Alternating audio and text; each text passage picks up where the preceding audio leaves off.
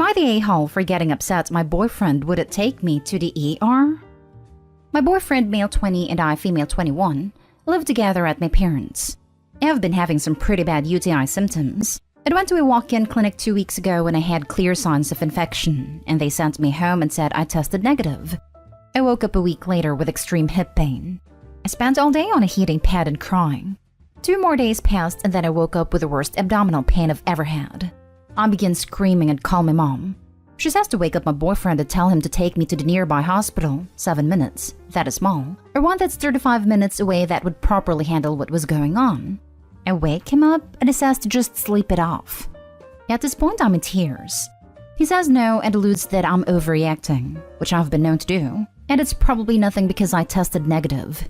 I feel as if I've been stabbed, and this is not the type of pain I can wait out. I even compare how I'm feeling to a possible bladder rupture because of how awful I felt. Finally, he agrees to take me, but only if I let him sleep for 2 more hours. I understand that if it was some ungodly time, but it was currently 11:30 a.m. and I went to bed at 3 a.m. after playing video games. I explained that I can't wait that long and have no one else home to drive me. He turns over and lays back down. An hour goes by of the worst pain of my life, and I decided I will just try to suck it up and drive myself to the nearby ER. I woke him up one more time, and I explained that I cannot wait any longer and need to go now because something is wrong. He snaps and says give him 1 more hour, then lays back down. I storm off in my car and make it about 2 blocks before I realize I forgot my wallet, and I was in no state to drive as I was literally in so much pain I couldn't focus. I come home and lay down in bed beside him as I scream out in pain. He says that I know it takes time for him to wake up, and I have no right to get mad. I barely utter out please take me to the one 7 minutes away because I'm scared.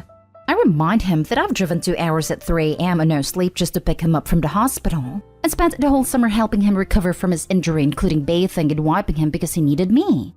He argues some more, then finally at 2:30 p.m. takes me to the hospital 7 minutes away. It turns out that I had an advanced UTI and infection in my bladder and kidneys, as well as a kidney stone that was infected. I felt bad as I recalled my attitude that morning, but I was in a lot of pain. I do recall saying things like, fine, just don't help then, and you're being a prick, in rebuttal to his attitude. Am I the a-hole? Now for the top comments. Past the kidney stone, past the boyfriend. Not the a-hole. You need rid of all these. Screaming and crying in pain? A person that can ignore that is not the one for you. I take it cab etc. weren't an option. You can't rely on this guy, so you need to have alternatives. Nope. Super small town, so no Uber etc. He really was my only option at the time to get the care I needed, and he knew that. Babe, dump him to the curb, and I don't say that often. He is not a keeper. You will have to drive to give birth alone, raise kids alone. My hubby had those kinds of pains and it was his appendix. If I had waited, it would have ruptured. Just run for your life. Quite literally. Because if they had kid, OP must also raise the adult child too. Also, someone who's refusing to help you to go to ER is something you must stay away from. You were in pain and asked to go to the hospital. Why your partner didn't hop up like there was a fire under him is concerning. Sounds like you need a new boyfriend. One that actually cares about your well-being. Yep, this. First, not the hole. Then, red flags. This boy has shown you who he is, and how he doesn't value you or your health. Kick that dude to the curb. You not only can do better, you must do better. First of all, I hope this is a troll, because can such a bad boyfriend exist? Dump the whole man. At least that's what I would do. What kind of person could ignore their partner who is in this much pain? Also, you said you are known to overreact. Is this something you've actually noticed about yourself? Have people in your life told you that you tend to do that? Or was it just your boyfriend? Mostly boyfriend. After posting this, it's kinda starting to make sense why he keeps cheating and I can't get him to stop. Because it's starting to become clear he doesn't care. He's cheating too? If you stay in this relationship, you're the a-hole to yourself. Next story is titled, Am I the a-hole for exposing and embarrassing my brother's girlfriend? So I'll keep this as brief as I can. My brother started dating this lady, Jessica, in January. The 3 of us live in the same city, about 3 hours from me and my brother's parents/extended family. So until recently, I was the only member of his family Jessica had met. One of my brother's favorite things to eat is this sweet potato and red pepper soup I make. The relevant info here is that the soup features onions as an ingredient. Not enough that you'd eat it and go, oh wow, this sure tastes like onions. But enough that if you skipped them, it wouldn't taste right. I make this soup for him approximately once a week, and Jessica has come to love it as much as he does, without ever mentioning any issues after eating it. So the issue. My brother, Jessica, and I traveled to Brother Di's hometown for our grandmother's 90th birthday celebration this week. Our mom was catering it, specifically with traditional Indian foods, since that's where she and our grandmother are from. However, when we arrived and I offered to help mom with the prep work, I noticed she was making several additional dishes like chicken nuggets, chips and finger sandwiches, and was keeping them well separate from the rest of the food. I asked what that was about, and she casually said, I'm just making sure that Jessica can have something to eat with her allergies. I said I didn't know she had allergies, and Mom said, yes, she says she's severely allergic to onion, garlic, and coriander. If you're familiar with Indian cuisine at all, you get what would be an issue for someone with these allergies. Except, Jessica eats my soup. All the time. It has onions, and it's never caused her a reaction. The part where I may have been an a-hole is I said this to my mom, which, if you're familiar with Indian mothers, you may understand how that could have been a bad move. She didn't kick off or act aggressive, but she did confront Jessica about lying and ask if there was something wrong with her cooking. Jessica just got kind of red and stammer, and eventually admitted that she just doesn't like all that curry stuff, but thought saying she was allergic would be less awkward. Mom got pissed off because she'd taken such efforts to keep everything separate and whatever to avoid cross-contamination. Jessica got mad because Mom was mad, and my brother got mad at me for saying anything in the first place. Everything got rather awkward, and Jessica ended up not even coming to the party. They now haven't spoken to me all week, except for my brother telling me I'm a gossipy a-hole, and that I shouldn't have said anything, which, yeah, I kind of get. Was I an a-hole? I didn't intend to cause drama. It was kind of just a surprise. Oh, that's weird. My soup with onions in doesn't make her ill. I feel bad for ruining her first impression with our family and embarrassing her.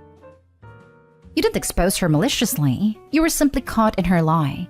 Nothing would have happened if Jessica hadn't lied to start with. Faking allergies to force people to cater to your needs is very disrespectful. I understand that Jessica's mad at you because now she won't get any respect from this side of the family and will always be seen as the liar. But it's all on her. She played a stupid game, she won a stupid prize. Faking allergies to force people to cater to your needs is very disrespectful. And it makes things so difficult for people who do have them. My best friend is allergic to garlic, hot peppers, strawberries, basil, rice, all sorts of weird stuff. When people fake allergies and get caught at it, it makes the lives of people like my friend more dangerous. Yep, I have major and weird food allergies. The number of times people have decided that because Joe Blow is faking, I must be too, have been insane. So do I. I'm allergic to nightshade. I had a waitress hide a small piece of tomato in my food once. It sent me into anaphylaxis in front of my small children. Jessica lied to your mom to avoid all that curry stuff. Brother blamed you for gossiping? You answered your mom's honest conversation about how she was trying to do the right kind of cooking for Jessica. Your mom sounds great. Poor woman to have Jessica for a possible future daughter-in-law. Yeah, mom's awesome. That's part of the reason this is so annoying. If Jessica just said, hey, I don't care for Indian food, mom would still have made her something else. She just wouldn't have had to go to the effort of preparing separate sanitized work surfaces and what have you. She could have just wiped things down as normal between prep. I'm glad you recognize how awesome your mom is. I would give my non-existent left nut for an in-law who would go that far to accommodate our food allergies. Next story. Why 53 female is not okay with me 55 male paying for part of my ex-wife's 55 female daughter's 27 female wedding. My ex-wife and I were high school sweethearts and married as soon as we graduated. We stayed together for 5 years and had a daughter. We'll call her Kara. The relationship wasn't working, so we split, and my ex came out as a lesbian. My ex later had another daughter, Hannah, via donor, and I ended up becoming a father to Hannah. My ex didn't ask me to. We were on very friendly terms and already co-parenting Kara, so it came naturally. I met my now wife 3 years later, and she was very understanding of the situation and took the role of stepmother to both kids. We also have a son. Hannah's getting married next year, and my ex and her partner and I will all be paying for the wedding. We talked about this before including my wife, and everyone was fine with it. But now my wife tells me she doesn't like the idea of me paying for the wedding of a child who isn't really mine. She thinks that the money should go towards our son's education instead.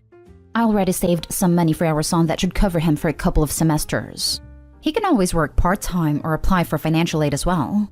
Still, my wife is upset and thinks I've taken care of her enough, and it's time to basically exit her life. I'm shocked because she seemed to absolutely adore Hannah, but I guess she never really considered her family. She made it known that she wouldn't care if it was Kara because she's my actual blood daughter. But I consider Hannah my daughter, and my ex's partner has also been a parent to Kara, including financially despite no relation, so it isn't one-sided. Edit. I'm putting in $1,200, and so is my ex and her partner. The money is coming from my separate account. Any other expenses will be covered by Hannah and her fiancé. They aren't having anything extravagant, and I have way more saved for my son. If him or Kara gets married, I will put in for them too. Now for the comments. All of this over $1,200? I thought it was like $25,000 since she wanted you to use it for your son's education. Just give the money and move on. Using it for their son's education was really just a lame excuse. She just doesn't want her husband to pay anything because she isn't blood. Opie's wife sounds awful. Agreed. He sounds like a wonderful man being there for his kids, and a wife sounds bitter and hateful. Blood makes you related. Loyalty makes you family. Hey Opie, it's $1,200 and your daughter's big day. I'd say pay for it out of your personal account. I'm so glad for the sanity check, because the comment section looked very different an hour ago, and I wondered if I was legit going crazy. He had an established relationship with Hannah before he met his wife. She knew he parented her and considered her his. She agreed to marry him knowing this. She co-parented Hannah. Here's the deal. Hannah is your daughter. Blood doesn't mean much. Being present and involved does. This was established before you were even married. Therefore, helping with her wedding is not only acceptable, but absolutely appropriate as you are her father. I adopted my daughter and have 2 boys of my own, and I love her as much as my boys. Well, probably more because daughters always hold a special place in a father's heart. I think you need to have a candid talk with your wife about this, and how important it is for you. Now for the last story. I feel like my female friends are hitting on my boyfriend, and I don't know how to address it. My boyfriend, 31 male, and I, 24 female, live together, and for the last 7 months have also worked in the same place of employment. We don't work closely, but other employees are aware we are dating because we arrive and leave together, and typically take lunch breaks together. For background information, I am very introverted. I find it incredibly difficult to make friends. I haven't had any friends for a few years now, especially with COVID. Recently, 2 girls with whom I frequently work with started chatting with me from time to time. I don't know their ages, but I think they're closer to my boyfriend's age than mine. They asked the other day if I wanted to hang out with them, and I was so excited. They suggested a movie night, and I offered to host but explained that my boyfriend would be home. They said this was fine, and we set a time and date. They are currently still over, and we're watching a movie. I bought wine and made a few baked goods and also bought some chips. I just wanted to have a good time. When they arrived, they were friendly, but when my boyfriend came to watch the movie with us, they started to ignore me. The girl beside me sneezed and accidentally spilled her wine in my lap. She apologized, but it did feel intentional. I laughed it off and went to get changed. When I came back, both girls had moved to the same couch as my boyfriend.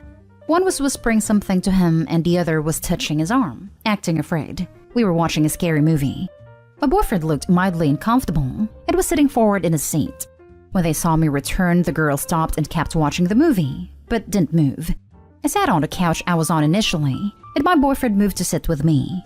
Both girls followed and sat beside him. Nothing more really happened. The movie's almost over, but they've asked to sleep over. They've both had wine, and I don't want to force them to leave if they're intoxicated, but everything that happened made me so uncomfortable. I thought they just wanted to be my friends, but now I don't know. Am I being oversensitive? I don't even know anymore. No, you're not. That is super inappropriate. I would ask them to leave. It's 2021, they can call an Uber. I would talk to your boyfriend too. He clearly wasn't okay with it, but just to be on the same page. But in no way are you being sensitive. Honestly, I would have asked them to leave the second I saw that. Just the fact that they changed seats twice to be close to him, super prick move. I wonder if them suddenly wanting to hang out with Opie coincided with them seeing her boyfriend for the first time. I wouldn't be shocked. I actually had the same thought after reading a few comments saying OP is basically crazy, that no one acts like this. I, for one, am not shocked women and men alike have no respect anymore, and a lot of young women take pride in getting a taken man. Yeah, I mean, it's a challenge. Any girl can get a single guy these days if they know what they're doing. A taken guy, however, is more of a challenge because they aren't just gonna throw themselves at you. My boyfriend looked mildly uncomfortable and was sitting forward in his seat. My boyfriend moved to sit with me. He is a proper fella. Good for him. I don't want to force them to leave. Time to put on your big girl pants. You didn't invite them to a sleepover. If you let them walk over you on this, they're just going to amp up their attempts at your boyfriend. You'd expect him to handle it where it's his friends behaving this way to you. Put your foot down. Then apologize to him, tell him you love him, and you won't put him in that position again. Trust me, that's going to make him love and respect you even more. You're definitely not being oversensitive whatsoever. I would be 100% uncomfortable myself, and the fact that your boyfriend was uncomfortable too shows that this isn't just nothing. I would personally speak to them and say that what they did made both of you feel uncomfortable, and that type of behavior cannot continue if they want their friendship with you to continue also. If they get upset and blame you in any way, take that as a response and don't entertain them anymore. If they don't say anything, take that as a response also and don't entertain them. Hopefully they'll understand your boundaries, but if not, it's not the end of the world. I don't have many friends myself. It is important to remember that your self-worth doesn't reflect on how many friends you have. As long as you enjoy your own company, that's all that matters.